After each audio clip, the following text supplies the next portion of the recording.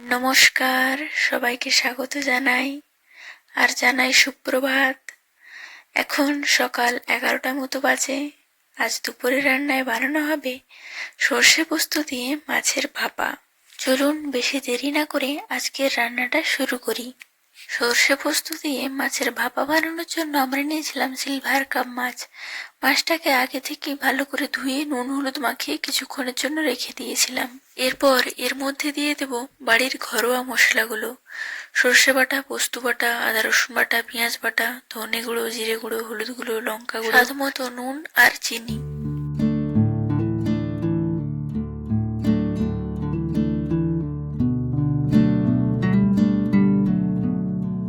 এরপর এর মধ্যে দিয়ে দেব ঘানির খাঁটি ঝাঁঝালো সর্ষের তেল। এরপর সবকিছুকে ভালোভাবে মিশিয়ে নিয়ে এটাকে 20 মিনিট মতো রেখে দিতে হবে।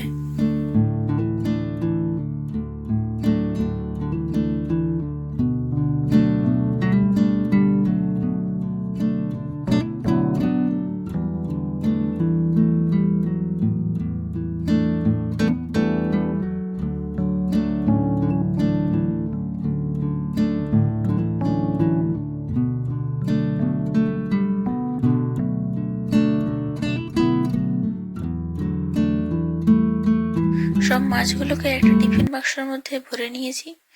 উপর থেকেও একটা চেরা কাঁচা লঙ্কা দিয়ে দিয়েছি আর একটু এক্সট্রা করে তেল যোগ করেছি। এরপর টিফিন বাক্সের ঢাকনাটাকে ভালোভাবে বন্ধ করে নিয়ে কড়াইতে জল ফুটতে দিয়েছি। সেই ফুটন্ত জলের মধ্যে একটা স্ট্যান্ডে সেই টিফিন বাক্সটাকে বসিয়ে ঢাকা দিয়ে ভাপে বসিয়ে দিয়েছি।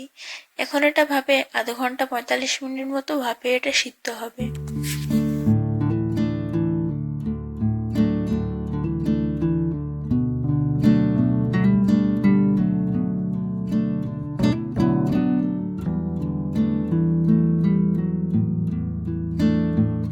আমাদের মাছগুলোকে 40 থেকে 45 মিনিট মতো ভাপানো হয়ে গেছে।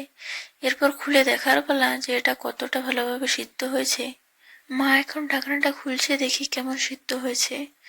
বা ঢাকনাটা খুলতে একটা অসাধারণ ঝাঁঝালো গন্ধে ঘরটা ভরে উঠলো।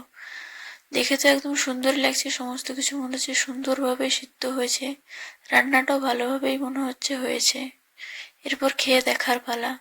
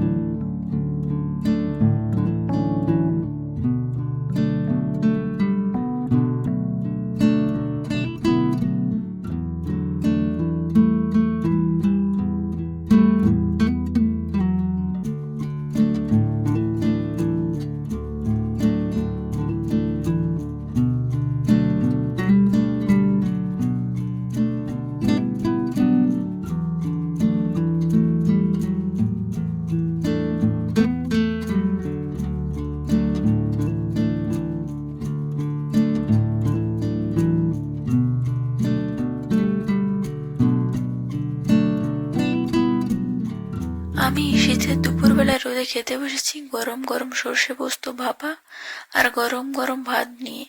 দেখি এবার বাটনাটা একটু ভাতে মাখিয়ে খেয়ে দেখি কেমন খেতে হয়েছে। সর্ষে পোস্তর বাটনাটা দিয়ে ভাতগুলোকে মাখিয়ে খেতে অসাধারণ লাগছে। এবার মাছটা একটু খেয়ে দেখি। মাছটাও খুব সুন্দরভাবে সিদ্ধ হয়েছে। এরপর আমি দুপুরে রোদে বসে বসে আমার দুপুরের খাওয়াটা শেষ করি। আজ তবে ভিডিওটা এখানেই শেষ করছি।